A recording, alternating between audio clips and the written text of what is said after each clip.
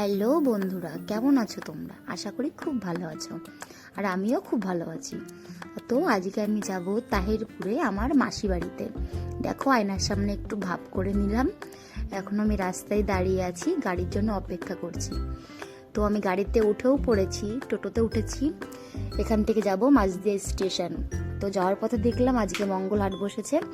মঙ্গলহাটে অনেক সস্তায় জিনিসপত্র পাওয়া যায়, যাদের বাড়ি এখানে তোমরা তো অবশ্যই জানো।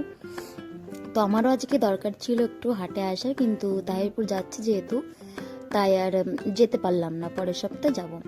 তো মাঝদিয়া স্টেশন আমি চলে এসেছি। দেখো, স্টেশনটা বেশ ফাঁকাই আছে। এখন আমি টিকিট কাটবো। তো আমি টিকিট কেটে নিলাম আড়ংঘাটার জন্য, মাঝদিয়া টু আড়ংঘাটা। স্টেশনে এসেছি, এখানে দাঁড়িয়ে আছি, ট্রেনের জন্য অপেক্ষা করছি। তার মাঝে আমি একটা আমার ফোনের জন্য কভার কিনে নিলাম। কভারটা দেখো, বেশ সুন্দর না? তো মাঝদিয়া স্টেশনে একটা কাকু বসে কভার নিয়ে। যাদের মাঝদিয়াতে বাড়ি তারা তোমরা অবশ্যই তো জানোই, কাকুটার কাছে খুব ভালো কভার পাওয়া যায়। তো এখানে দেখলাম একটা কাকু ছোলা মাখা বিক্রি করছে। তো আমিও ছোলা মাখা কিনে নিলাম এবং খেতে থাকলাম। তার মাঝে ট্রেন চলে আসলো।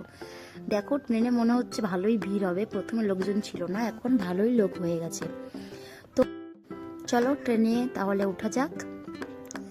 আমি ট্রেনে উঠে গেছি। এখানে দেখো একটা কাকিমা কি করছে বুঝতে পারলাম না ঠিক। ট্রেনের মধ্যে বেশ ফাঁকাই আছে। প্রথমে মনে হচ্ছিল ভিড় হবে, কিন্তু অতটা ভিড় হয়নি। আমি আড়ংঘাটা স্টেশনে নেমে গেছি। এখন আমি যাব এখান থেকে অটো স্ট্যান্ডে। অটো স্ট্যান্ড থেকে ফুলিয়ার অটো ধরবো। তো আমি অটোতে বসেও পড়েছি। অটোটা এখনও ছাড়েনি, আর কটা প্যাসেঞ্জার হলে তবে ছাড়বে। অটো স্ট্যান্ডটাও বেশ ফাঁকা ফাঁকা লাগছে। আমাদের অটোটা এখনই ছেড়ে দেবে। তো এখান থেকে আমি সোজা যাব বীরনগর। তো এখানে অটো ছাড়ার পরে আমরা আসছিলাম, তখনই বীরনগর রেল গেট পড়ে গেল, ট্রেন আসছে। তো এখানে একটু দাঁড়াতেই হবে। এই দেখো, আমি পৌঁছে গেছি মাসির বাড়িতে।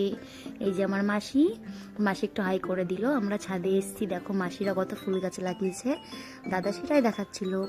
তো আজকের ভিডিওটা এখানেই শেষ করলাম। ভালো লাগে অবশ্যই সাবস্ক্রাইব, লাইক, কমেন্ট করবেন। Tata, by.